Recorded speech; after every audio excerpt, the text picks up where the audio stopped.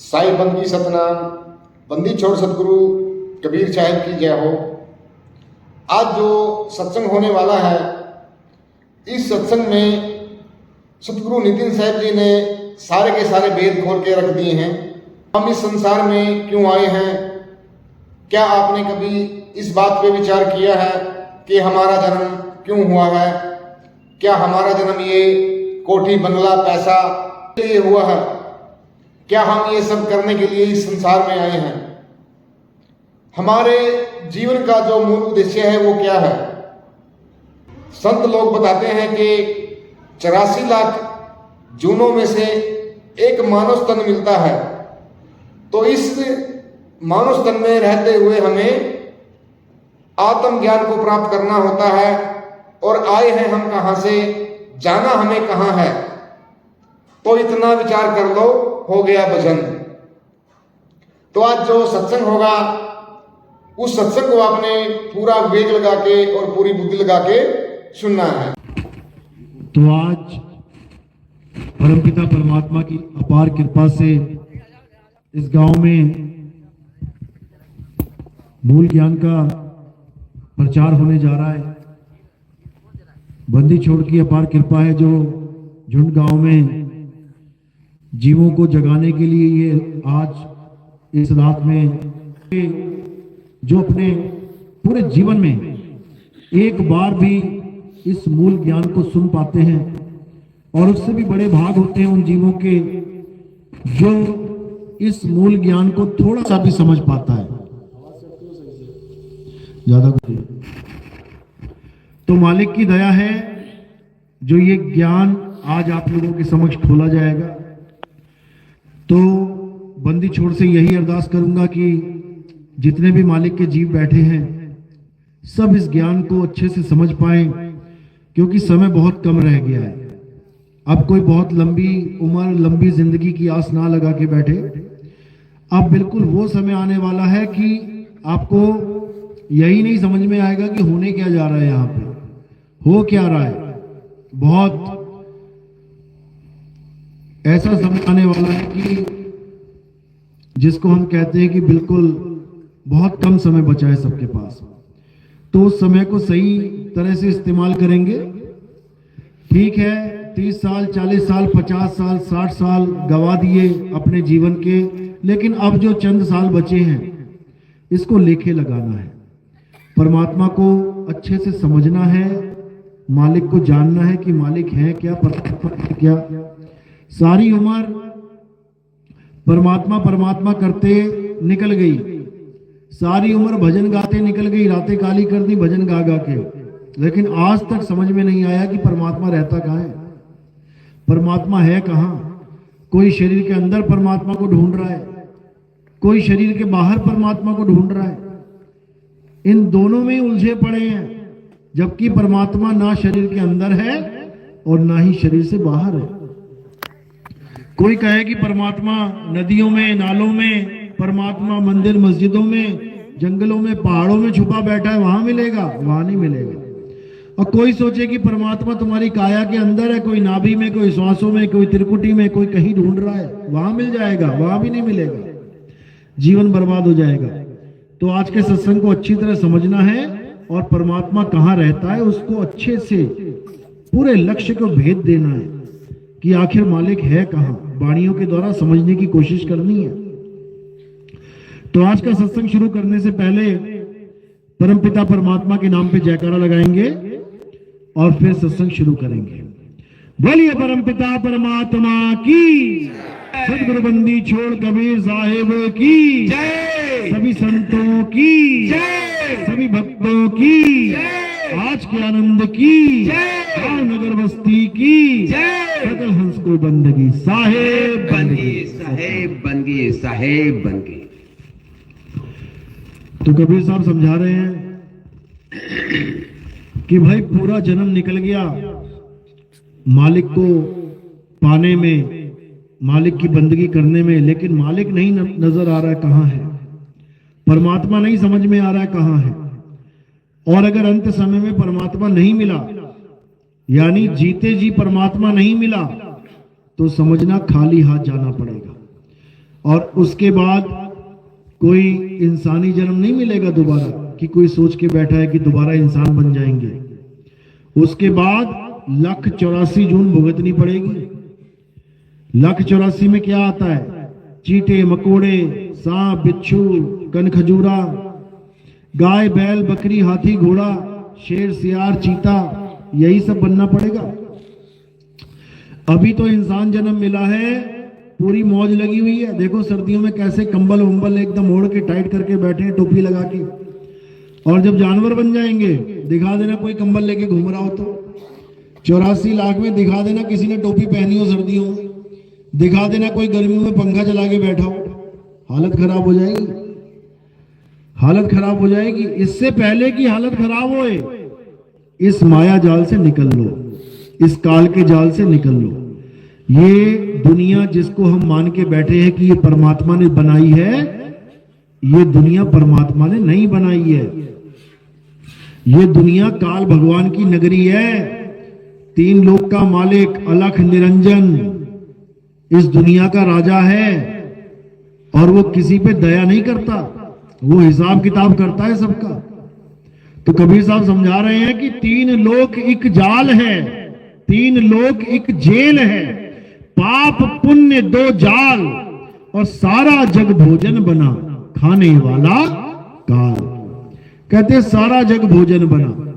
क्या हिंदू, क्या मुसलमान, क्या सिख, क्या ईसाई, क्या ऊंची जात, क्या छोटी जात, कोई बड़ी जात, कोई नीची जात, कुछ नहीं, कुछ नहीं देखता वो ये भी नहीं देखता कि कोई आस्तिक है या नास्तिक है। दुनिया में जो मिलता है उसको। एक्सीडेंट हो गया, 50 लोग मर गए, अखबार में क्या छपेगा? अखबार में छपेगा 50 लोग काल के गाल में चले गए, काल का ग्रास बन गए। लिख तो दिया।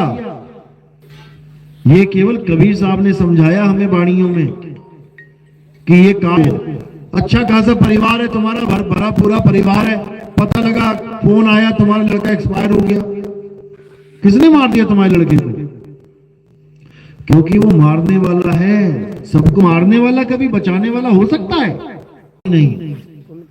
मारने वाला अलग है, बचाने वाला अलग है, और बचाने वाला सदा मारने वाले से बड़ा है। यही पढ़ते आए बचपन से, लेकिन विचार नहीं किया कभी, क्योंकि हमारे सामने 2 ऑप्शन रखी नहीं गई कभी कि कौन मारने वाला है, कौन बचाने वाला है। हमें तो ये पाठ पढ़ा दिया कि मारने वाला भी वही है और बचाने वाला भी वही है। तो क्या करोगे फिर? कहां जाओगे? भाई परमात्मा और कसाई दोनों एक ही बता दिए तो कहां जाओगे? क्या निबेड़ा करोगे? निर्णय क्या करोगे? उसमें भेद क्या समझोगे? कबीर साहब कहते हैं जो भक्षक तहां ध्यान लगाई, और जो रक्षक तहां चीन न पाई। जो सारी दुनिया का भक्षण कर रहा है उसका तो तू ध्यान धर रहा है, उसकी तो तू आरतियां गा रहा है, उसकी तो तू पूजा कर रहा है, उसके तू नाम जप रहा है, और बात कर रहा है परमात्मा की, रक्षक की। कभी नहीं मिलेगा, कभी नहीं मिलेगा। इसीलिए साहिब ने बार बार समझाया, इतनी बार समझाया कि तुम सोच भी नहीं सकते। कहते हैं जितनी गंगा में रेत है ना, जितनी, उतनी बार समझा लिया। गिनो, गिनते गिनते जीवन निकल जाएगा, लेकिन समझने को तैयार ही नहीं है जीव। तो साहिब ने काल के बारे में अच्छे से समझा रखा है। कहते हैं यही काल भगवान का जो सबसे बड़ा जाल है, क्या है? नाम जाप ही सबसे बड़ा जाल है। भगवान को, परमात्मा को पाने के लिए जीव जब भक्ति करना शुरू करता है, काल और माया क्या करते हैं? नाम बदल देते हैं, नाम ही बदल देते हैं। यानी जिस नाम से मुक्ति होनी है वो कभी पता भी नहीं लगने देते, और जिस नाम से तुम गर्भ में जाओगे, जिस नाम से तुम बार बार संसार में आओगे, वो नाम पकड़ा देते हैं। जीव को पता ही नहीं लगता कि मैं कौन सा वाला नाम जप रहा हूं, मैं कौन सा सिमरन कर रहा हूं। वो नकली नाम जपता रह जाता है सारे जीवन। तो नकली नाम और असली नाम का भेद बताते हुए कबीर साहब ने क्या समझाया? कहते हैं नकली नाम और असली नाम, इन दोनों को अच्छे से समझ लो। अगर इसको अभी नहीं समझा तो सारा जीवन बर्बाद हो जाएगा।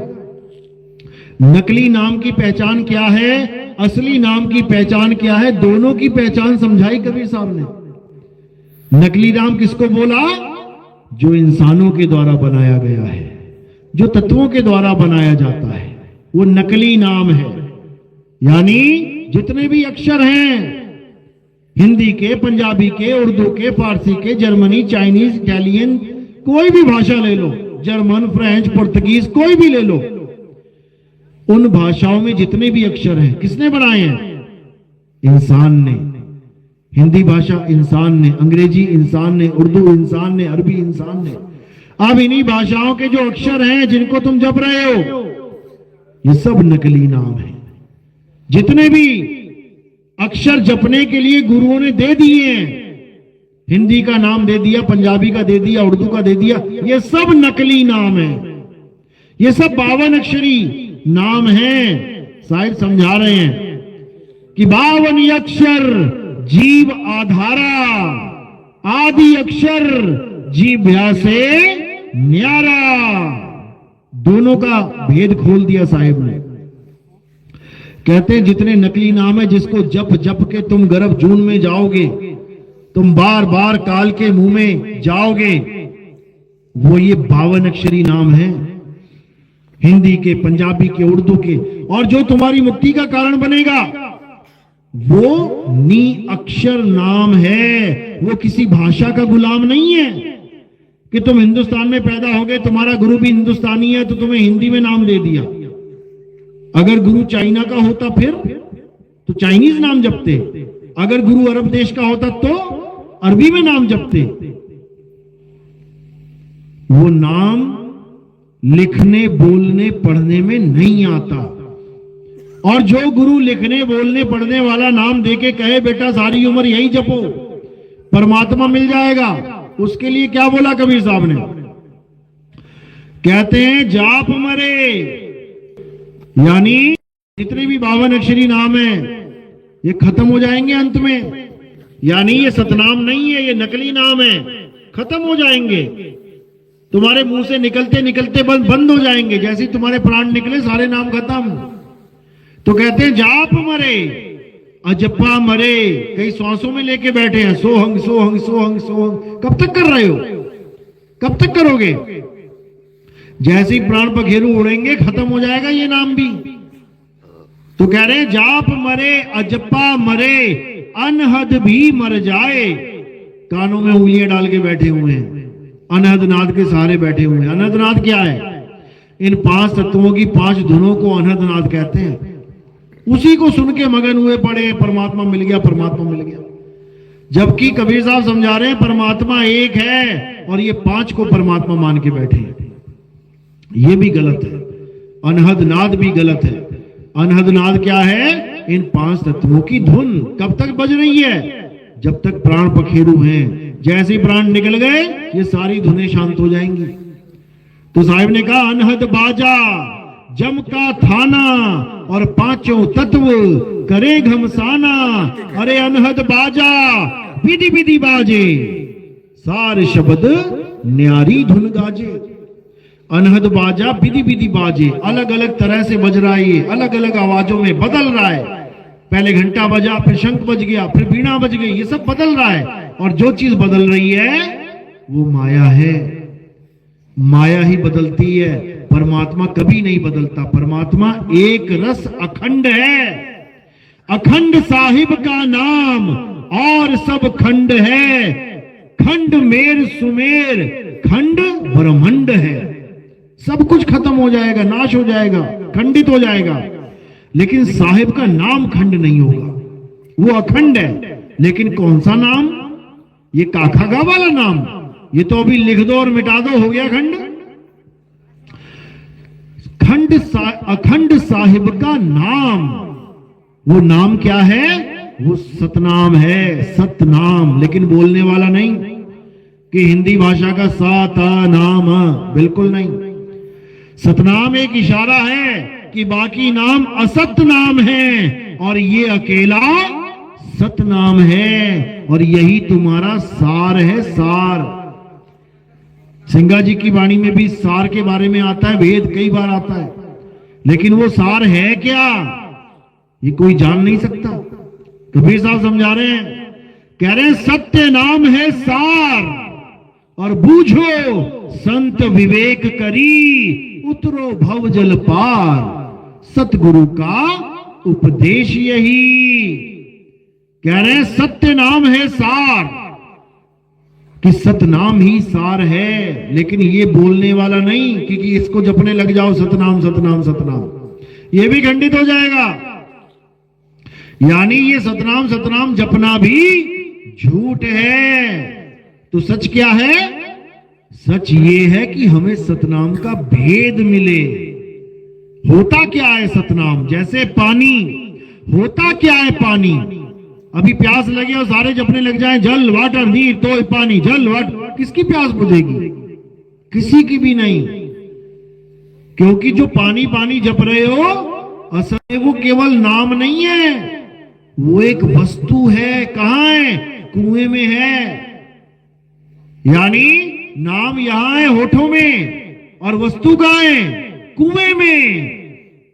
इसी प्रकार भगवान का नाम कहां है? होठों में। और भगवान कहां है? वो ढूंढना पड़ेगा। लेकिन लोग सोच रहे हैं कि होठों में ही राधे राधे राधे राधे राधे राम राम राम राम करके राम मिल जाएगा।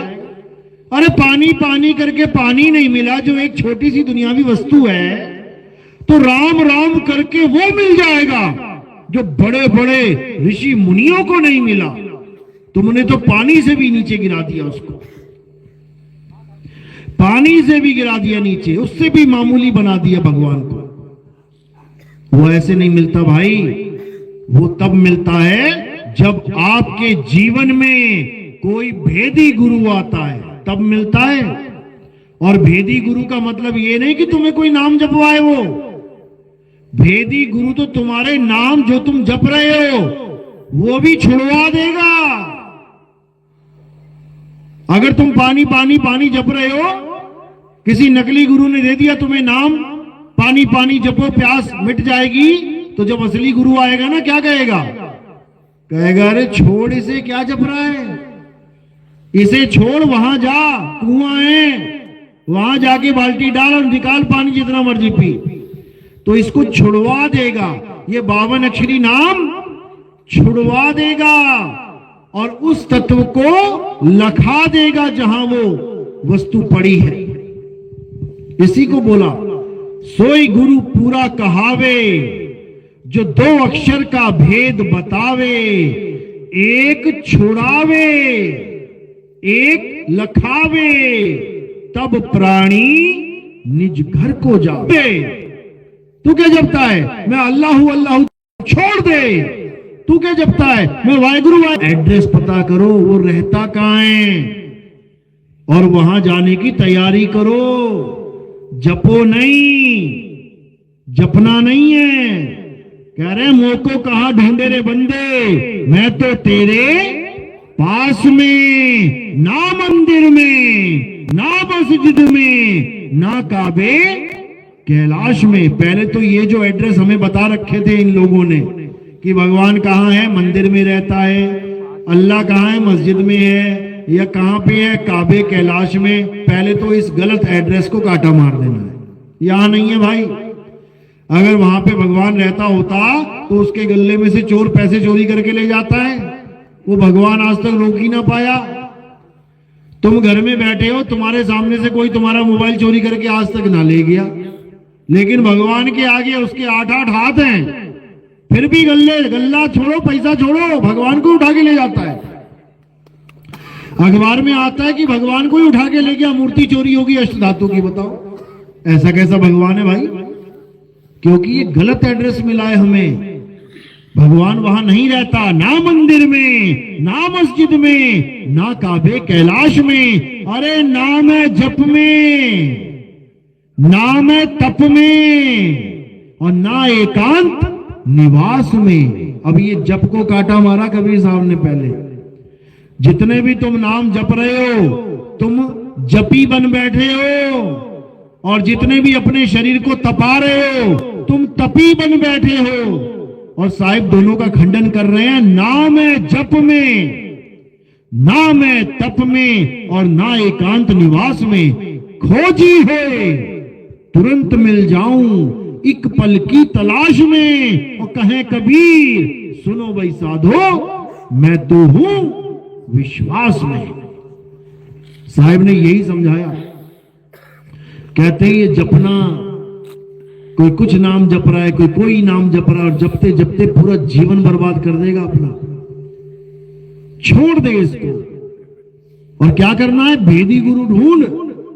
जब भेदी गुरु मिलेगा तब समझ जाना तुझे भेद भी मिलेगा। वो वस्तु कहां है, उसका भेद 100% मिलेगा। तो साहिब समझा रहे हैं, अरे वस्तु कहीं और ढूंढे कहीं, कैसे लागे हाथ। तबीयत ठीक है आपकी? तो उठ के बैठो ना, उठ सकते हो कि नहीं? प्रॉब्लम है? अगर कोई प्रॉब्लम है तो ऐसे लेट के सत्संग नहीं सुनते। में अधीनी वस्तु फल में पहुंचा जाए, फल में पहुंचा जाए। कह रहे हैं कि जब तक तुम्हारे जीवन में वेदी गुरु नहीं आ गया तब तक कल्याण होने वाला नहीं है। भेदी गुरु की महिमा है। भेदी गुरु क्या करता है? भेदी गुरु भेद बताता है कि वो मालिक कहां है। तुम्हारी सूरत को, तुम्हारे ध्यान को सारे संसार से हटा के कहां लगाएगा? जहां मालिक का वास है, जहां परमात्मा रहता है। अब कहां रहता है? कोई कह रहा 7वें आसमान पे रहता है। मुसलमानों में चले जाओ, पूछो भैया खुदा कहां रहता है, तो कहेंगे 7वें आसमान पे रहता है। थोड़ी और बढ़िया करेंगे, 7वें तक पहुंचा देंगे, अल्लाह से मिलके आ जाना नीचे। ऐसा नहीं हो सकता, क्योंकि अल्लाह किसी 7वें आसमान पे नहीं रहता भाई। अल्लाह कहां रहता है? वो खुदा कहां रहता है? वो खुदा खुद में रहता है, खुद में। अब ये खुद क्या है? ये खुद क्या है?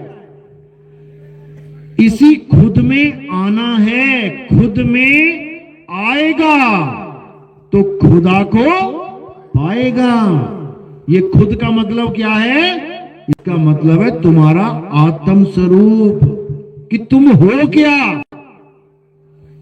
तुम हो क्या, तुम खुद को समझते क्या हो। कहते ना, क्या समझता है तू खुद को? अब पूछो जरा, क्या समझता है तू खुद को?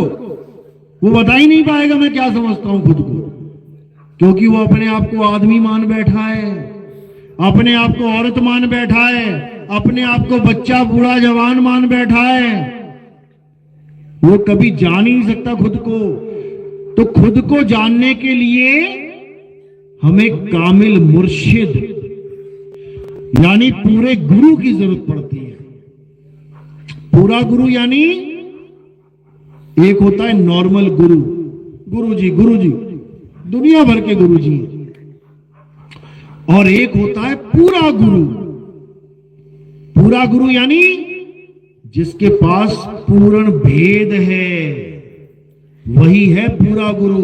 और जपा जाप पकड़ा दे, तुम्हें पूजा पाठ करना सिखा दे, गुरु में भाव सोई गुरु नित बंदिए, जो शब्द बतावे दाओ।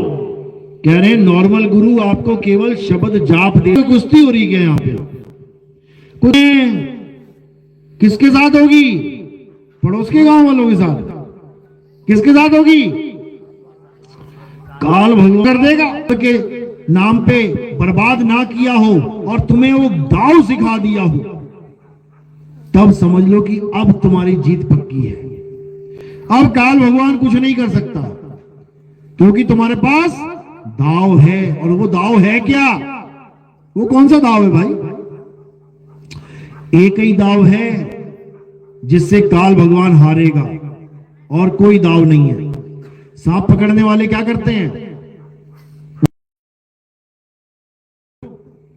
एक हाथ से उसका ध्यान भटकाएंगे और दूसरे हाथ से दबोच लेंगे उसको।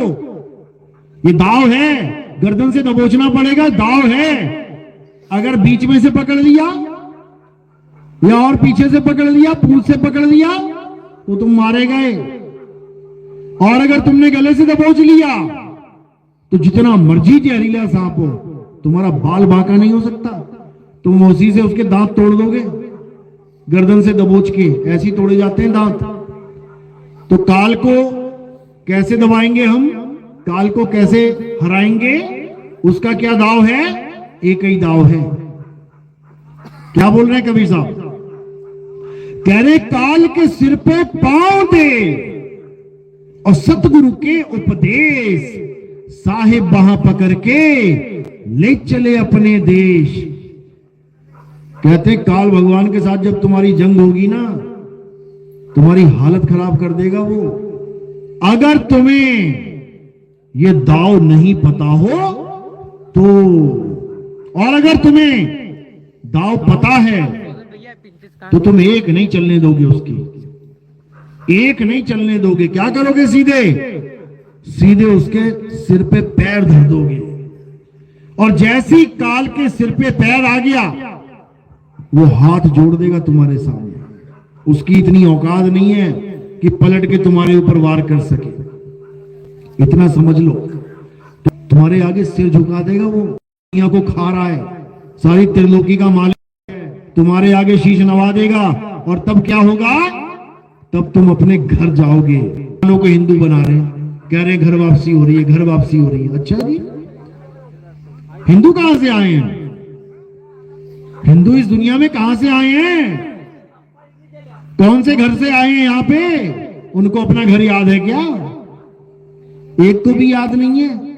इसी मिट्टी को, इसी ईंट पत्थरों के घर को अपना घर मान के बैठे हैं सारे, जबकि ये घर अपना है ही नहीं। कबीर साहब समझा रहे हैं, रहना नहीं देश बेगाना है। अरे ये धरती कागज की पुड़िया, बूंद पड़े भूल जाना है। ये संसार झाड़े और झाकड़, अरे उलझ पुलझ मर जाना है। और कहे कबीर सुनो भाई साधो, सतगुरु नाम ठिकाना है।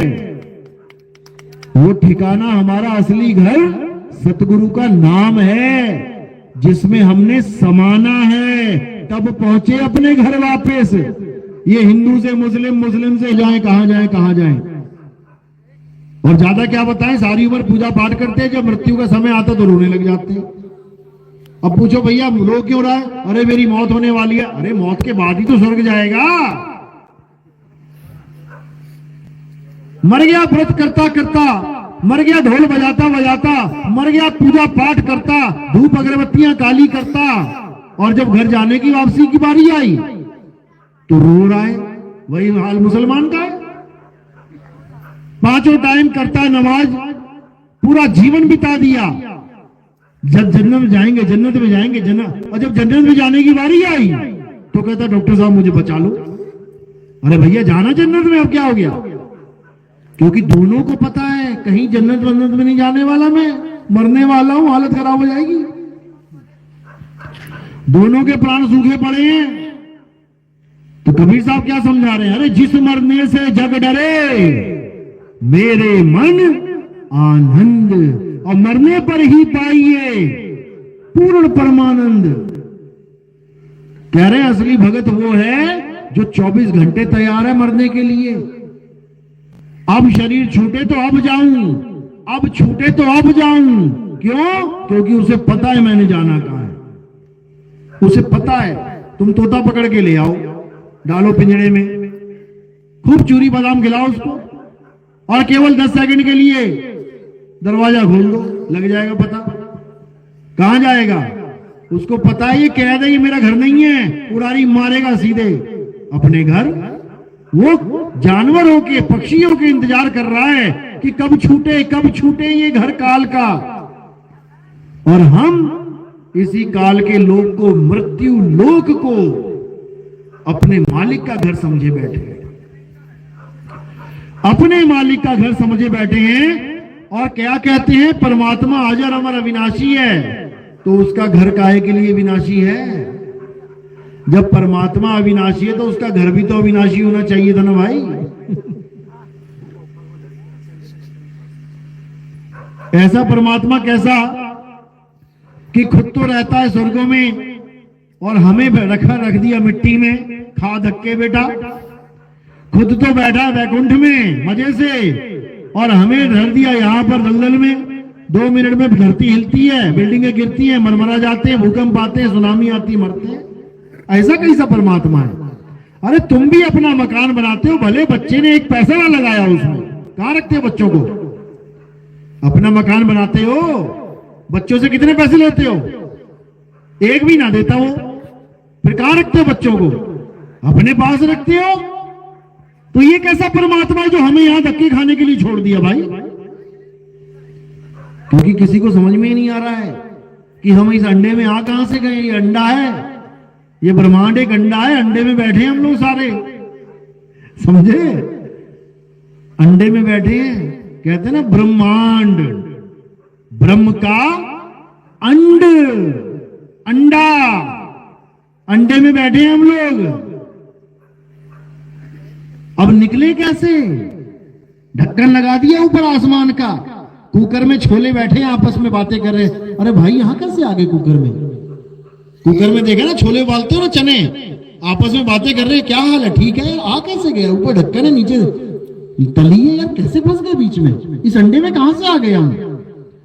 बस वही हाल हम सबका, किसी को पता ही नहीं आ कहां से गए। कबीर साहब समझा रहे हैं, अरे ये धरती हांडी भई और ढकना भयो आकाश, 3 लोक ईंधन भय और इस जीव को कहा निकास। और सतगुरु हांडी फोड़ के ढकना दियो उगार और सूरत चली सतलोक को और काल रहा झक मार। ये समझाया कबीर साहब ने, ये नहीं बताया कि ये अंडा ही तेरा देश है। ये अंडा हमारा घर नहीं है भाई, इस अंडे में से निकलना है, समझ लो। और जो नहीं निकल पाएगा इस जन्म में, उसके बाद ऐसी ऐसी योनियां मिलेंगे कि तुम्हारी हालत खराब हो जाएगी। इतना याद रखना, अभी कोई तुम्हें झापड़ मार दे, तुम्हें गाली दे दे, तुम पंचायत करवा दोगे और बकरी बन गए ना, बकरा बन गए, तो कसाई के बाड़े में खड़े हो जाओगे जाके सुबह से शाम तक। हजारों लोग देख के जाएंगे लेकिन कोई छुड़ाने वाला नहीं मिलेगा, समझ लेना। और जैसी कोई ग्राहक आ गया ना, भैया 1 किलो मीट दे देना, तो पूरा रगड़ दिया जाएगा तुम्हें। फिर ऐसा नहीं करेंगे कि चलो इसकी टांग काट लेते हैं, 1 किलो उसमें से निकल जाएगा, गर्दन ही काटेंगे सीधी। इतना समझ लेना, मरना सबको पड़ेगा। कहीं तुम सोच के बैठे हो कि हमारे तो मजे लगे हुए इंसान जन्म में। परमात्मा कोई दुश्मन थोड़ी नहीं है जानवरों का, जो उनको जानवर बना दिया और तुम्हें इंसान। ये सब कर्मों की खेती है, हालत खराब हो जाएगी सबकी। तो साहिब समझा रहे हैं कि इस काल के जाल में सब जीव फंसे पड़े हैं। क्या ब्रह्मा विष्णु महेश, क्या देवी गौरी गणेश, और क्या यहां पर एक आम जीव, सब फंसे पड़े हैं। कोई सोचता ब्रह्मा विष्णु महेश शायद मुक्त होंगे। अरे भैया, तीनों में से एक की भी मुक्ति हो गई ना, तो ये दुनिया खत्म हो जाएगी। क्या काम है उनका? ब्रह्मा जी का काम है सृष्टि को पैदा करना। तो पैदा नहीं हो रही क्या? हो रही है, बच्चे पैदा हो रहे हैं, इसका मतलब ब्रह्मा जी अपना काम कर रहे हैं, मुकत नहीं है। विष्णु जी का काम है सृष्टि की पालना करना। देखो पल रहे हैं सारे, खा पी के चौड़े हो रहे हैं एकदम, इसका मतलब विष्णु जी अपना काम कर रहे हैं। शंकर जी का काम है संहार करना, देखो मर रहे हैं लोग, इसका मतलब वो भी काम पे लगे हुए हैं। तीनों मुक्त नहीं है, तीनों में से एक भी मुक्त हो गया। मुक्त का मतलब होता है छुट्टी, कोई काम नहीं है। अगर एक भी मुक्त हो गया तो ये संसार रुक जाएगा। और हो भी गया था एक बार। कब हुआ था? जब शंकर जी की पत्नी हवन कुंड में कूद गई थी। सती 6 महीने कंधे पे लाद के घूम रहे थे। विष्णु जी ने देखा भैया 6 महीने हो गए तो काम ही नहीं कर रहा अपना, ये तो सती के वियोग में ही पता नहीं कहां चला गया। क्या करें, सृष्टि का काम रुक गया, अब क्या करें? क्या किया उन्होंने?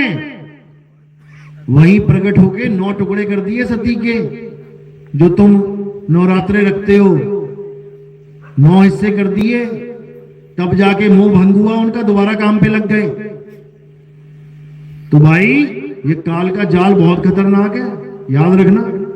तो साहिब समझा रहे हैं कि ऐसा भी नहीं है कि काल का जाल टूट नहीं सकता, टूट सकता है, तुम बच सकते हो काल से, लेकिन जब पूर्ण विवेकी हो जाओगे तब। तो साहिब समझा रहे हैं, अरे बचना चाहो काल जाल से तो चीनो शब्द हमारा, और कहे कबीर अमर कर राखूं जो निज होए हमारा। अमर कर दूंगा उसको, जैसे सिंगा जी को अमर कर दिया है। कहां है सिंगा जी इस वक्त पता है? मुक्त अवस्था में है वो, अपनी आत्मा में रमण कर रहे हैं, रमे हुए हैं अपनी आत्मा में। काल की इतनी हिम्मत नहीं कि दोबारा गर्भजून दे दे उनको, समझ लो। कहां है रविदास जी महाराज, कहां है मीराबाई, कहां है पलटू जी, कहां है दादू जी, कहां है नानक जी? ये सब मुक्त अवस्था में है, मुक्त हो गए जीते जी। पायो जी मैं नाम रतन धन पायो, अरे वस्तु अमोलक दी मेरे सतगुरु। नाम नहीं दिया उसने, वस्तु दी, वस्तु, वस्तु अमोलक, जिसका कोई मोल ही नहीं है। ऐसी कौन सी वस्तु है जिसका कोई मोल नहीं है? हर चीज बेची और खरीदी जा सकती है, तो ऐसी कौन सी वस्तु है? किसको नहीं खरीद सकते हम? यहां तक कि शरीर को भी खरीद सकते हैं, सारे अंग खरीद सकते हैं, क्या नहीं खरीद सकते? आत्मा को नहीं खरीद सकते। आत्मा बिकती नहीं है मार्केट में कि तुम कहो जी मेरा लड़का मरने वाला है जी, मैं आत्मा खरीद लूं बच जाएगा। नहीं बच सकता। सांसें खरीद सकते हो, सांसें रुक रही हो, डुप्लीकेट लग जाती हैं, बढ़िया आने लग जाएगी, जाने लग जाएगी, सिलेंडर लगा के पैसों से मिल जाता है। लेकिन कहो आत्मा, वो नहीं मिल सकती। तो मीराबाई को क्या वस्तु मिली? उसको उसकी आत्मा का ज्ञान मिला, यानी गुरु ने उसी की वस्तु का ज्ञान उसे दे दिया।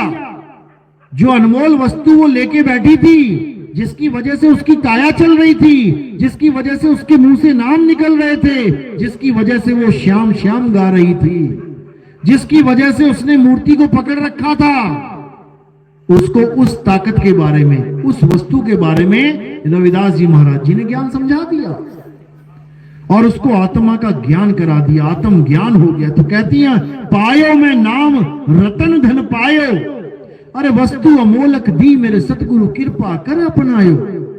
मालिक की दया हुई, गुरु मिले, गुरु की दया हुई, नाम मिला, नाम की दया हुई तो मुक्ति मिल गई। बिना दया के कुछ नहीं होता। तो ये सत्संग भी मालिक की दया हो तब समझ में आता है, नहीं तो कुछ पल्ले नहीं पड़ता। क्या बोल के चले गए 1 घंटा, कुछ समझ में नहीं आएगा। जिसको कुछ समझ में नहीं आएगा अच्छे से समझ लेना कि उसके ऊपर दया हुई नहीं, और जिसको मेरी एक बात भी समझ में आ गई समझ जाना कि दया हो रही है। अब इसको और कैसे करना है और दया कैसे प्राप्त करनी है, YouTube पे सत्संग आते हैं, एक एक करके सुनना शुरू कर देना। नितिन दास के सत्संग लिखोगे आ जाएगा, या कहत कबीर सुनो भाई साधो नितिन दास लिखोगे आ जाएगा, और एक एक करके सुनते चले जाना, सुनते चले जाना, सुनते चले जाना। उसके बाद क्या होगा? उसके बाद तुम्हें इस सत्संग के अलावा और कोई सत्संग समझ में ही नहीं आएगा। क्यों? क्योंकि उसके बाद तुम्हें समझ में आ जाएगा कि आखिर मैं ढूंढ क्या रहा हूं। पूरी मार्केट होती है तुम्हारे सामने, और तुम्हारे दिमाग में एक चीज होती है कि मैंने मार्केट से लेके आना है। तो तुम कितनी दुकानों में जाओगे? जिस दुकान में वो सामान पड़ा है सीधे वहीं जाओगे। बाकी दुकानें खुली भी हैं तब भी तुम्हारा कुछ नहीं बिगाड़ सकती, तुम्हें भरमा नहीं सकती, तुम्हें आकर्षित नहीं कर सकती, तुम्हें मोहित नहीं कर सकती। तुम सीधे टारगेट लेके अपने जहां तुम्हारी वस्तु है वहां पहुंच जाते हो। इसी प्रकार जब ये सत्संग तुम्हें समझ में आने लग जाएगा तब तुम्हें पता लग जाएगा आखिर मेरा जन्म, इंसान जन्म हुआ क्यों है? नाम जपने के लिए। फिर तो मैं तोता ही बन जाता। तोता भी नाम जप लेता है, राम राम राम राम, मिठू मिठू मिठू, जो मर्जी करवा लो। फिर इंसान जन्म की क्या जरूरत है? अगर नाम ही जपना है तोता भी जप लेता है। अगर शिवलिंग पे जली चढ़ाना है तो हाथी भी चढ़ा लेता है। देखो ट्रेनिंग देने के हाथी से शिवलिंग पे जल चढ़वा रहे हैं, तो वो भी भक्ति कर रहा भैया, उसकी मुक्ति हो जाएगी। लेकिन ऐसा संभव नहीं है। मुक्ति कैसे होती है? मुक्ति आत्म ज्ञान से होती है। कबीर साहब समझा रहे हैं, अरे जल में मीन प्यासी, मोहे देखत आवे हासी, आत्म ज्ञान बिना नर भटके, कभी काबा कभी काशी।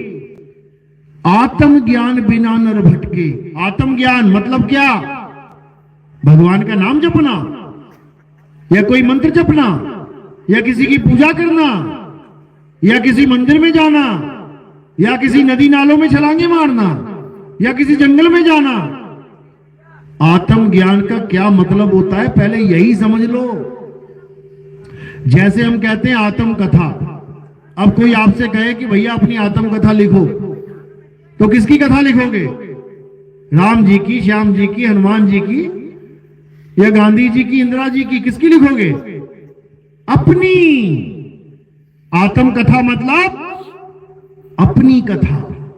अब कोई कहे जी लड़के ने आत्महत्या कर ली, तो आत्महत्या का मतलब क्या है? 4 लोग को गोली मार दोगे, आत्महत्या हो गई। आत्महत्या का मतलब स्वयं की हत्या, इस काया की हत्या कर ली उसने, अपनी ही काया को खत्म कर दिया। आत्मरक्षा यानी स्वयं की रक्षा, आत्मनिर्भर यानी स्वयं पे निर्भर, आत्म कल्याण यानी स्वयं का कल्याण।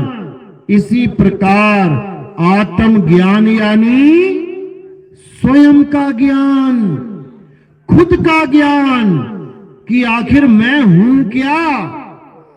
मैं ये शरीर तो नहीं हूं, एक दिन ये शरीर छोड़ दूंगा। किसी नाली के किनारे पड़ा होगा, अटैक आ गया सड़क पे, तो 4 लोग उठा के ले जाएंगे। किसको ले जाएंगे? शरीर को। किसको जलाएंगे? शरीर को। तो मैं कौन हूं? जिसने शरीर को छोड़ दिया। कहते हैं ना, पिताजी ने कल शाम को हमारा जो है शरीर छोड़ दिया, हमारे पिताजी ने शरीर छोड़ दिया, माताजी ने शरीर छोड़। अरे छोड़ा किसने? वो कौन है? उसको जानना, उस आत्मा को जानना ही आत्म ज्ञान है। और बिना आत्म ज्ञान के किसी का जन्म मरण का खेल कभी खत्म हो ही नहीं सकता। कोई जितना मर्जी नाम जप ले, जितना मर्जी मंदिर मस्जिद गुरुद्वारे चला जाए, जितना मर्जी किसी नदी में कहीं डुबकियां मार ले, सोच ले कि मुक्ति हो जाएगी, कभी नहीं होगी। कोई पाप नहीं कट सकता नदी में छलांगे मार के। भीष्म पितामह का नहीं कटा, उनकी माता तो स्वयं गंगा थी, अपने लड़के का पाप नहीं काट पाई, तो तुम्हारे लड़के का क्या काटेंगे? कभी नहीं कट सकता। अब कोई कहे नहीं ये तो गलत बात है जी, कट जाता है, ठीक है, आओ चलो बनारस चलते हैं, किसी आदमी के घूसा मार के दांत तोड़ दो, उसके बाद गंगा में स्नान करके आ जाओ, कह दो भैया मेरे तो पाप कट गए, जो मैंने गलत काम किया था, तेरे घूसा मारा वो तो मेरा कट गया, तो क्या होगा? फिर तुम्हारे दांत टूटेंगे। यानी कर्म कटा नहीं। पुलिस थाना हो जाएगा, कोर्ट में चले जाओगे, भले उच्च कोटि का ब्राह्मण बैठा हो जज, उसको कहोगे ना जी ग्रंथों में लिखा है, हमारे आपके ग्रंथों में लिखा है कि गंगा में स्नान करके कर्म कट जाते हैं जी, मैं कर्मों से रहित हो गया, क्या करेगा वो? बाइज्जत बरी कर देगा, ठोकेगा जेल के अंदर। तो ऐसे कर्म नहीं कटते भाई, कर्म कटते हैं भोगने से। राम जी ने बाली को तीर मारा, कैसे कटे कर्म पता है? कृष्ण जी बन के आना पड़ा, फिर बाली ने कृष्ण जी के तीर मारा, तो तीर मारा तो तीर लगा, अब कटा कर्म। समझ लो, ऐसे कर्म कटते हैं। हां, गुरु की दया हो तो शूल से सुई हो जाता है। जहां शूल जाएगा तुम्हारे अंदर, वो सुई में काट देगा, लेकिन सुई तो भुगतनी पड़ेगी, क्योंकि ये कर्म प्रधान देश है। सुई तो सुई भी ना भुगते तो ऐसा नहीं हो सकता। दशरथ जी ने तीर मारा किसके? श्रवण कुमार के।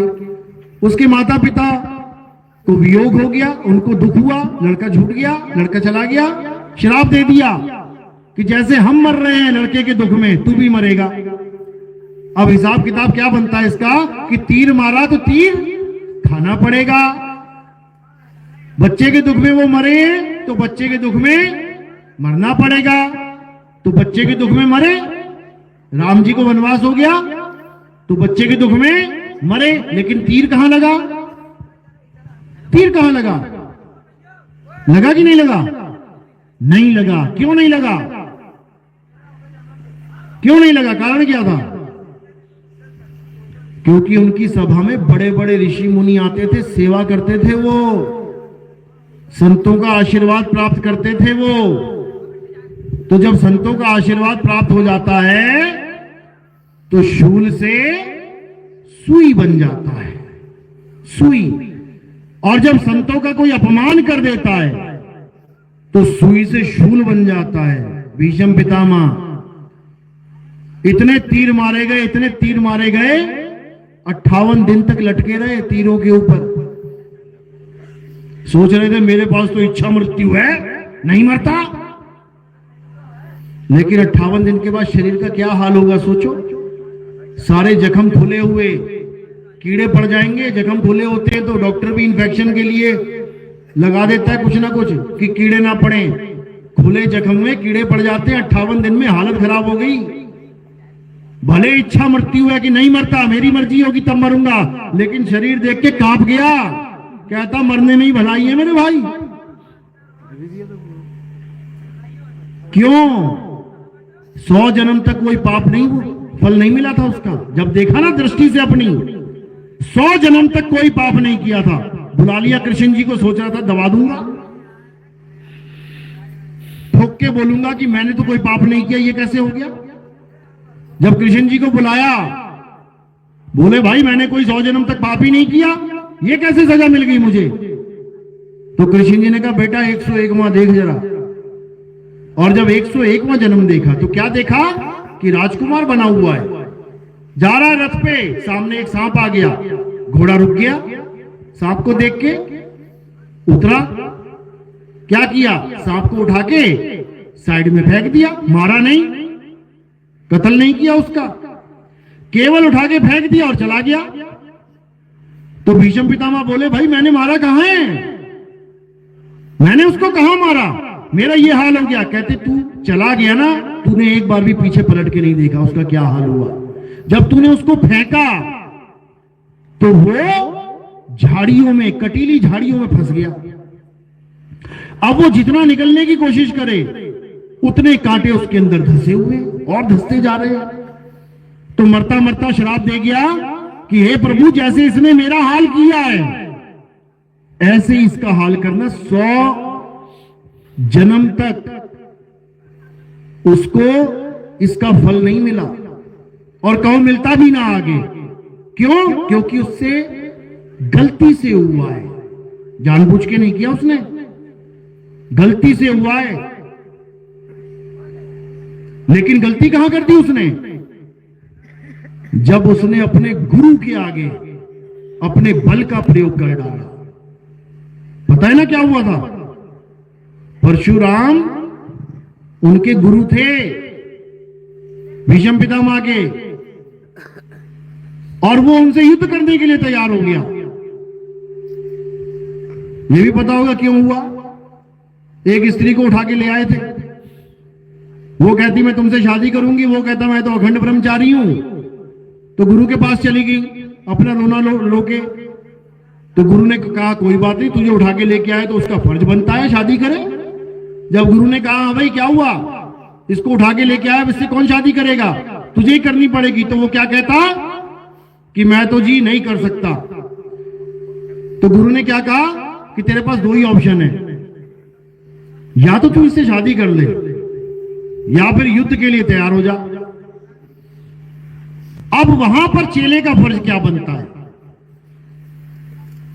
चेले का क्या फर्ज बनता है कि वो सरेंडर कर दे। केवल युद्ध के लिए बोला ना, ये थोड़ी नहीं बोला कि तुझे जान से मार दूंगा,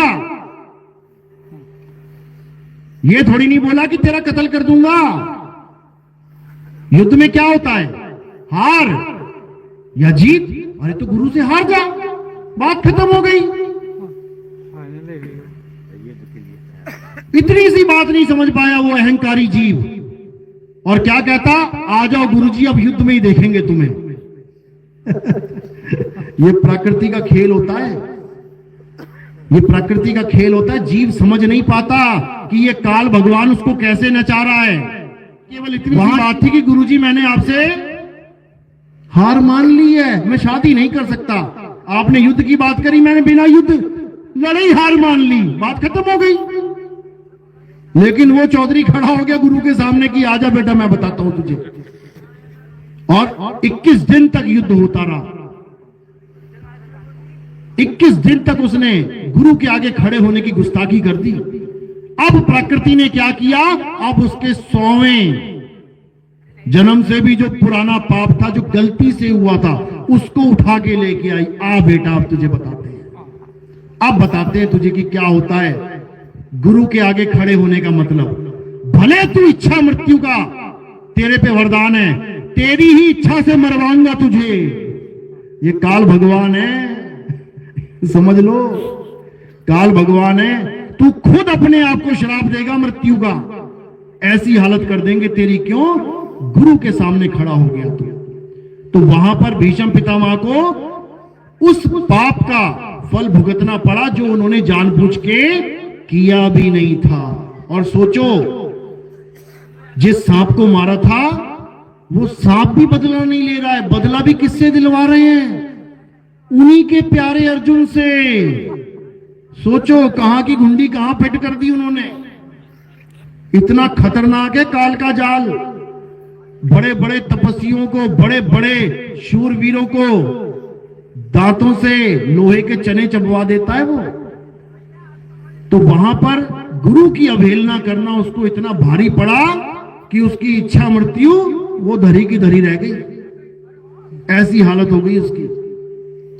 तो इसीलिए कबीर साहब ने और संतों ने वाणियों में बोला है कि गुरु का निंदक, संत का निंदक महाहत्यारा, संत का निंदक परमेश्वर मारा। 100 जन्म तक चलो गलती से सांप मरा, गलती से सांप मरा, और जैसे ही गुरु से युद्ध शुरू कर दिया और कुत्ते की मौत मरना पड़ा। कुत्ता भी अच्छे से मर जाता है एक ही बार में, ऐसे कोई कुत्ता भी नहीं मरता।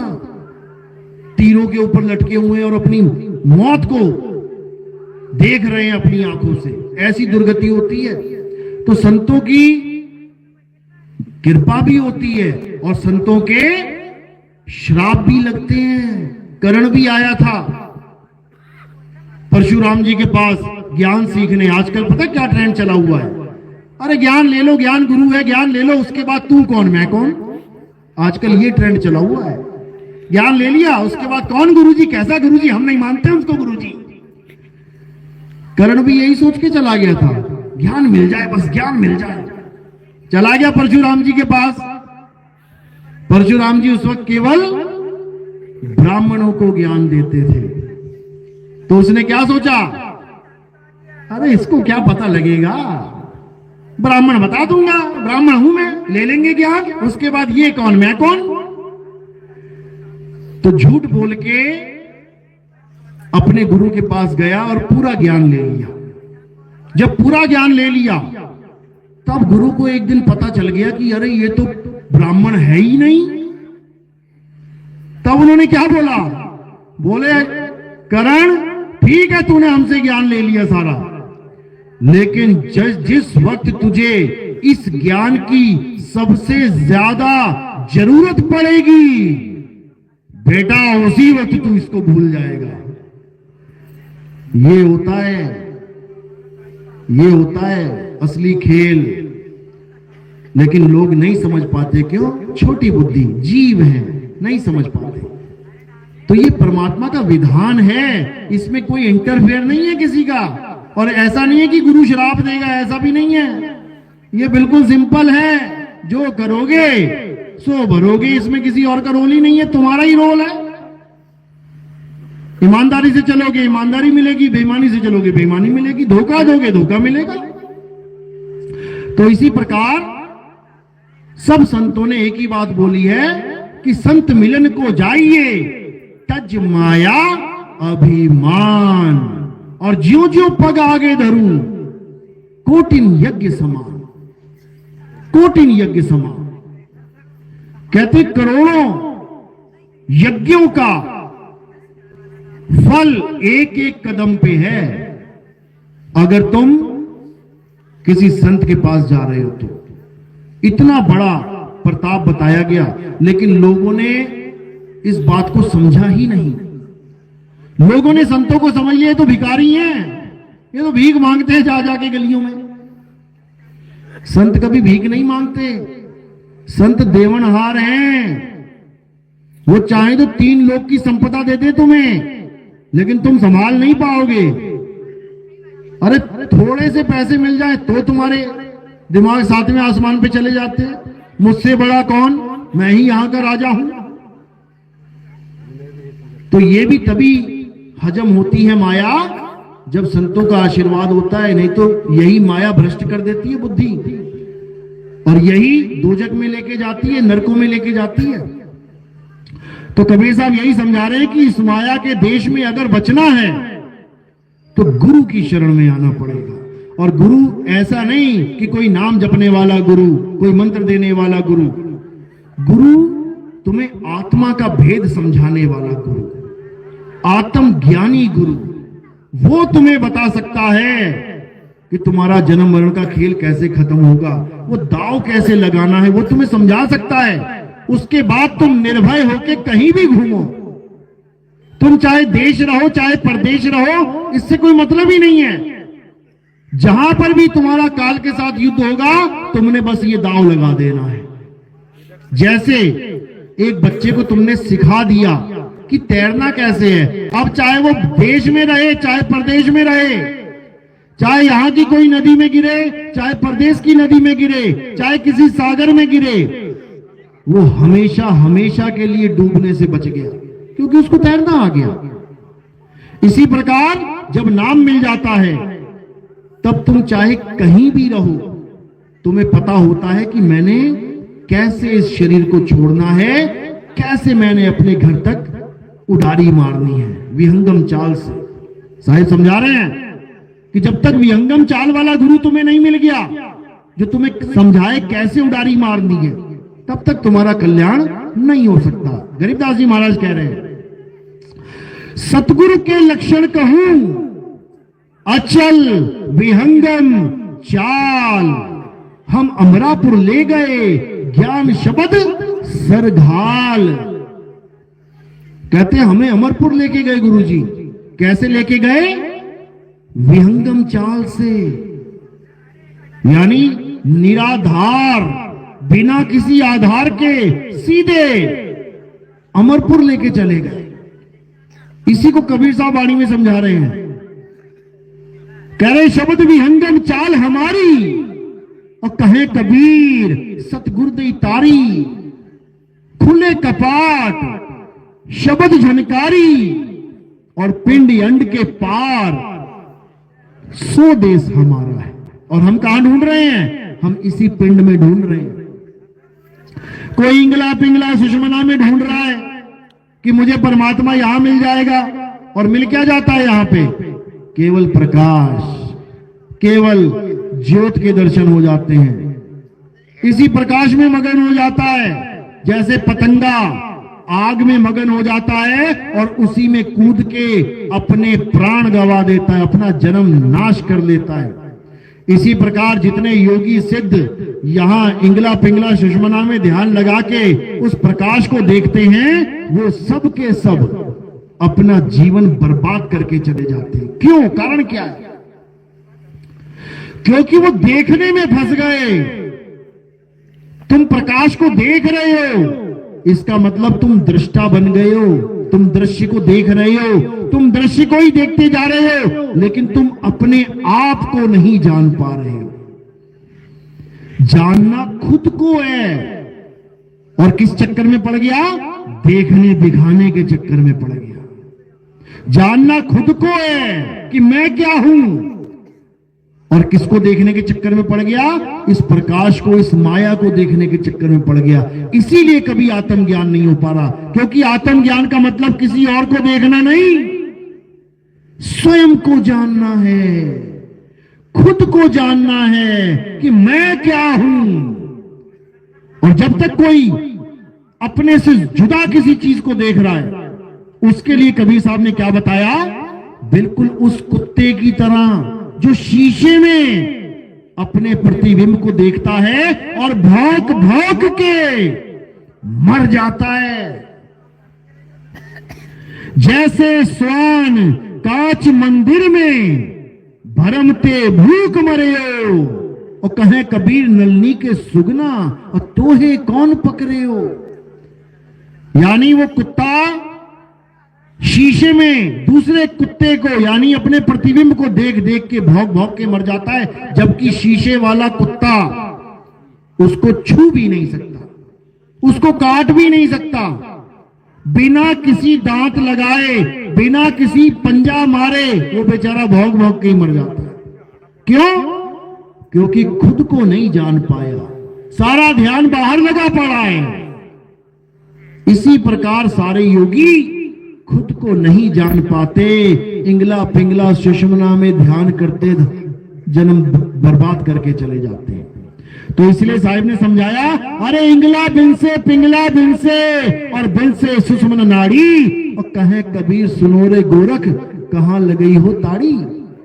अभी तो जीवित हो, काया में हो तो लगा रखा है ध्यान, और जब काया से बाहर निकाल देगा वो तब कहां जाओगे। जिस इंगला पिंगला सुषमना को घर मान के बैठे हो, एक दिन घर से बाहर निकाल देगा वो। पता नहीं कान से निकाल दे, पता नहीं आंख से निकाल दे, पता नहीं नाक से खींच के निकाल दे, पता नहीं मुंह से निकाल दे, पता नहीं पेशाब के रास्ते पैखाने के रास्ते निकाल दे। तब कहां जाएगी तुम्हारी इंगला पिंगला सुषमना, कहां ध्यान लगाओगे। कोई समझ ही नहीं पा रहा है, और सब के सब काल के जाल में फंस चुके हैं। अब काल क्या कर रहा है, केवल जन्म बर्बाद करवा रहा है। भक्ति तो करवा रहा है, ऐसा नहीं कि भक्ति नहीं करवा रहा वो, ये सारी भक्ति उसी की है।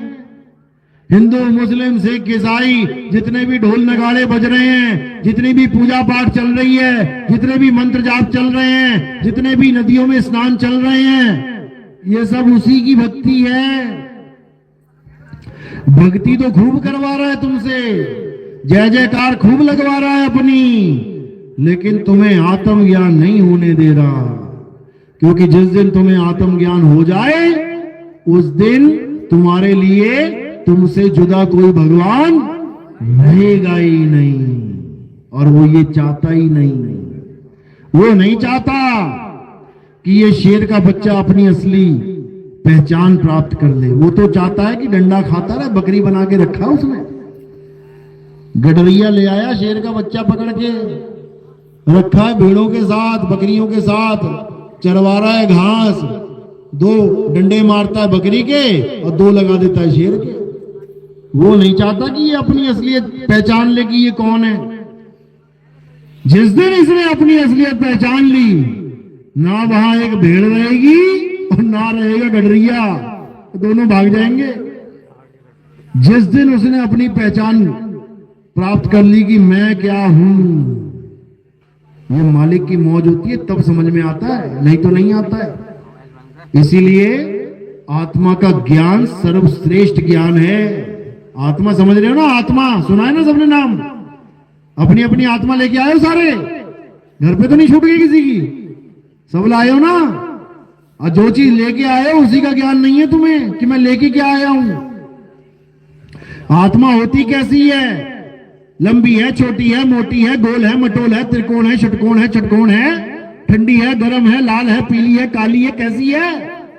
जिसको ले लेके घूम रहे हो 24 घंटे, उसी का ज्ञान नहीं है।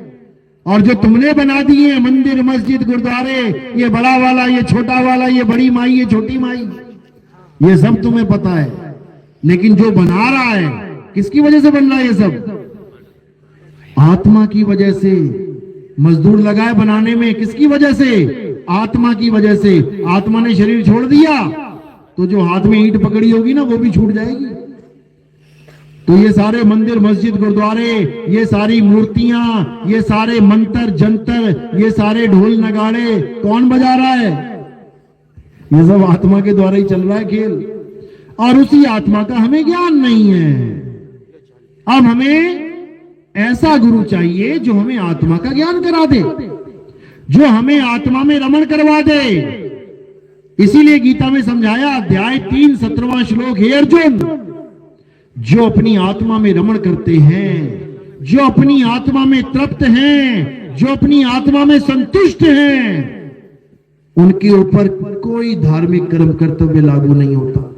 वो सारी उम्र मंदिर ना जाए, वो सारी उम्र मस्जिद ना जाए, वो सारी उम्र गुरुद्वारे चर्च ना जाए, कोई नाम ना जपे, कोई कहीं ना जाए, वो तब भी दुनिया का सबसे बड़ा धार्मिक आदमी होगा, क्योंकि उसने आत्मा को जान लिया है। यही समझाया है गीता में, लेकिन कोई समझ ही नहीं पाया, उठा के कृष्ण जी की पूजा करने शुरू कर दी। बताओ, कृष्ण जी समझाते रहे कि आत्मा अजन्मा है, नित्य है, शाश्वत है। आत्मा को ना तो अग्नि जला सकती है, आत्मा को ना तो वायु सुखा सकती है, आत्मा को ना तो जल भिगो सकता है, इसको कोई अस्त्र शस्त्र काट नहीं सकता। किसकी महिमा गा रहे हैं? किसकी महिमा गा रहे हैं? आत्मदेव की। और हम किसकी पूजा में लग गए? शरीर की, जिसके पैर में तीर लग गया। कृष्ण जी की मृत्यु कैसे हुई? तीर लग के। वो कह रहे हैं कि उसकी पूजा कर जिसको शस्त्र अस्त्र छू नहीं सकते, और हम किसकी पूजा में लग गए? जिसको शस्त्र अस्त्र भेद गए। हमको वो भगवान बता दिया इन लोगों ने। यहीं पे गलती हो गई हमसे। हम समझ ही नहीं पाए कि कृष्ण जी जिसकी महिमा गा रहे हैं, आखिर वो है क्या। लेकिन खुशी की बात है कि अब वही लोग जिन्होंने तुम्हें मंदिरों में मूर्तियों की पूजा में राधे राधे और श्याम मिलादे में अटका दिया था, अब वही लोग हमारे सत्संग सुन सुन के अब आत्मा आत्मा कर रहे हैं। YouTube पे अब आत्मा का ज्ञान पूरा भर गया है। जो सारी उम्र पत्थर में भगवान ढूंढता रहा, पत्थर में सिर्फ पटकता रहा, वो भी आज क्या कह रहा है? हम सब आत्मा हैं, हमें अपने स्वरूप का ज्ञान प्राप्त करना चाहिए। अरे बूढ़ा हो गया, मरने वाली हालत हो गई तुम्हारी, आज तक तुम्हें आत्मा का ज्ञान नहीं हो पाया। आज तुम आत्मा आत्मा करने लग गए। आत्मज्ञानी की पहचान ये होती है कि वो कभी पत्थर में भगवान नहीं ढूंढता, वो अपनी आत्मा में रमण करता है। लेकिन हमारा सत्संग सुन सुन के 2018 से चल रहा है YouTube पे। आज बड़े बड़े ज्ञानी जो वृंदावन में बैठे हुए हैं, वो हमारी नकल मार मार के आत्मज्ञानी बने हुए हैं। खुशी होती है कि देर आए दुरुस्त आए, लेकिन केवल कहने से थोड़ी नहीं आत्मज्ञान हो जाएगा कि तू अपने स्वरूप में आ जा। गुरु ने कह दिया, चेले ने सुन लिया तो आ गया स्वरूप में। अरे स्वरूप ज्ञान चाहिए। स्वरूप ज्ञान कैसे मिलेगा? जब तुम्हें सतनाम मिलेगा। राम राम करने से, राधा राधा करने से स्वरूप ज्ञान नहीं होता। स्वरूप ज्ञान होता है सतनाम से। कबीर साहब समझा रहे हैं, अरे सत्य नाम कोई नाम नहीं, ये है आपन रूप, और जो जाने इस भेद को पावे आप स्वरूप। जो सतगुरु से सतनाम प्राप्त कर लेते हैं, उन्हें अपना स्वरूप ज्ञान हो जाता है। वो कभी पत्थरों में, मंदिरों में भटकने नहीं जाते, वो अपने स्वरूप में स्थित हो जाते हैं। अध्याय 4 34वां श्लोक, हे अर्जुन, अगर तुम सत्य को जानना चाहते हो, सत्य क्या है? आत्मा। हे अर्जुन, अगर तुम आत्मा को जानना चाहते हो तो तुम ऐसे गुरु की शरण में जाओ जिसने आत्मा को जान लिया है। जिसने अपनी आत्मा को जान लिया है, वही डंके की चोट पे तुम्हें समझा सकता है कि तुम एक आत्मा हो। और जिसने अपने आप को आत्म स्वरूप में नहीं जाना, वो बेचारा भगवान को भी एक आदमी मान के पुजवा देगा। वो भगवान को भी एक आदमी बना के पुजवा देगा, कृष्ण जी की पूजा कर लो। अच्छा जी, कृष्ण जी की पूजा कर ले। क्यों? क्योंकि कृष्ण जी 16 कला संपूर्ण हैं। अच्छा, तो कृष्ण जी विष्णु जी का अवतार है, तो विष्णु जी का अवतार तो मछली भी था, तो क्यों ना मछली की पूजा कर ले। मछली को तो तुम पकोड़े बना बना के खा रहे हो, जो उसका अवतार है। उसके बाद क्या अवतार लिया? कछुआ अवतार, कुरुंग अवतार, उसको भी नहीं बख्शते। वो कछुआ पकड़ पकड़ के लोग खा रहे हैं, उल्टा कर करके फाड़ रहे हैं। उसके बाद वराह अवतार लिया, जिसको जंगली सुअर कह देते हैं हम लोग। अरे तुमने वो भी ना छोड़ा। वो तीसरा अवतार भी तुम चट कर जा रहे हो, अचार बना बना के खा रहे हो। और गाय की पूंछ पकड़ ली तुमने, जो कभी अवतार में आई नहीं। 10 अवतार में गाय का कोई अवतार ही नहीं है। उसका मांस भक्षण करना तुम्हें लगता है हाय हाय हाय हाय, ये तो अन्याय हो गया, अधर्म हो गया। और जो अवतार धारण किए गए, मछली का, कछुए का, जंगली सुअर वराह का, वो तुम चाट चाट के खा रहे हो, तो कहां जाओगे भाई? एक कोई बंदर को मार दे तो कहते हो हनुमान जी को मार दिया, फोटो को शेयर करो। जब मछली को मारते हो तब नहीं कहते हो विष्णु जी को मार दिया। जब जंगली सुअर को पकड़ पकड़ के गोलियों से मारते हो तब नहीं कहते कि विष्णु जी का कत्ल कर दिया। घुमाओ इसको, शेयर करो वीडियो। बंदर तुम्हें हनुमान दिखाई दे रहा है और मछली तुम्हें भगवान नहीं दिखाई दे रही है। शर्म आनी चाहिए, शर्म। असल में जो मांस भक्षण करते हैं वो हिंदू है ही नहीं। बात इतनी सी है, इतनी सी बात है। जो मांस भक्षण करते हैं वो राक्षस हैं, राक्षस। कबीर साहब समझा रहे हैं, अरे मांसाहारी मानवा प्रत्यक्ष राक्षस जान, और वाकी संगत मत कर, तेरी होए भक्ति में हान। तेरी भक्ति में हानि हो जाएगी। चला तो तू भगत बनने, मछली मरोड़ने लग जाएगा, वहां पे हो जाएगा तेरा कांड। इसलिए उनकी संगत ही मत कर। ये राक्षस हैं जो दूसरों का मांस खाते हैं। क्या करते थे राक्षस? पहले मांस ही खाते थे, इसीलिए राक्षस कहते हैं उनको। बस उनके सींग थे, तुम्हारे सींग नहीं है, तुम बिना सींग वाले राक्षस हो। ये रियलिटी बता रहा हूं मैं, ये सत्य बता रहा हूं मैं, लेकिन तुम्हारे समझ में नहीं आएगा। चलो, मेरी बात समझ में आ रही है कि बस हवा में जा रही है? किस किस के समझ में आ रही है? हाथ खड़ा करो जरा, देखें किस किस पे दया हो गई। क्या बात है, पूरा गांव जाग गया। अभी कल को रामनवमी आ जाएंगी, सब मंदिर में खड़े मिलेंगे। क्योंकि माया बड़ी अटपटी है। ये माया डरा डरा के मारती है, बड़ी खतरनाक है। ये आत्मज्ञान से कोसों दूर करती है और मायावी जगत में रमाती है। याद रखना, डरा डरा के पूजा करवाई जा रही है तुमसे। पूजा नहीं करोगे तो मृत्यु हो जाएगी घर में। अच्छा, पुजारियों की तो जैसे घर में मृत्यु नहीं होती कभी है? पूजा नहीं करोगे तो घर में बीमारी आ जाएगी। यानी पूजा जो करते हैं उनके घर में कभी बीमारी नहीं आती। वाह भाई वाह। ऐसे ऐसे बहाने बना बना के इस माया ने जीव को डरा डरा के नकली भक्ति, मायावी भक्ति में लगा रखा है। लेकिन जब कोई संत आता है, आत्मा का ज्ञान समझाता है, तो लोग उसी का विरोध करने लग जाते हैं। जो तुम्हारी मुक्ति का बात बताता है, लोग उसी को दुश्मन मानने लग जाते हैं।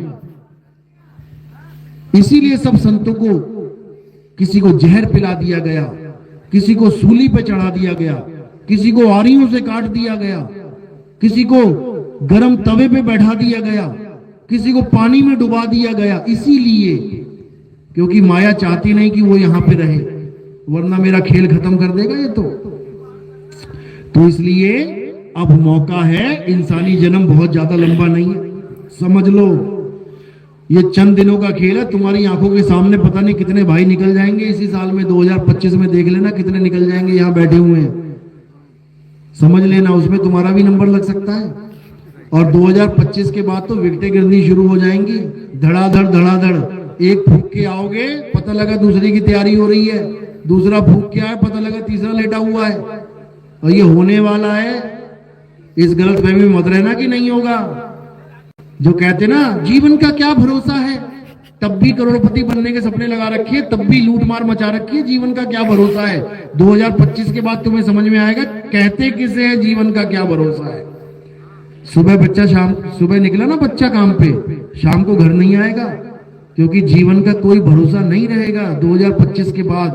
अच्छे से समझ लो, इसलिए अभी से तैयारी शुरू करो। जब पता है कि भवसागर में डूबना है तो अभी से तैराकी शुरू करो, ताकि तुम डूबो ना। तो आज का सत्संग यही समाप्त करते हैं।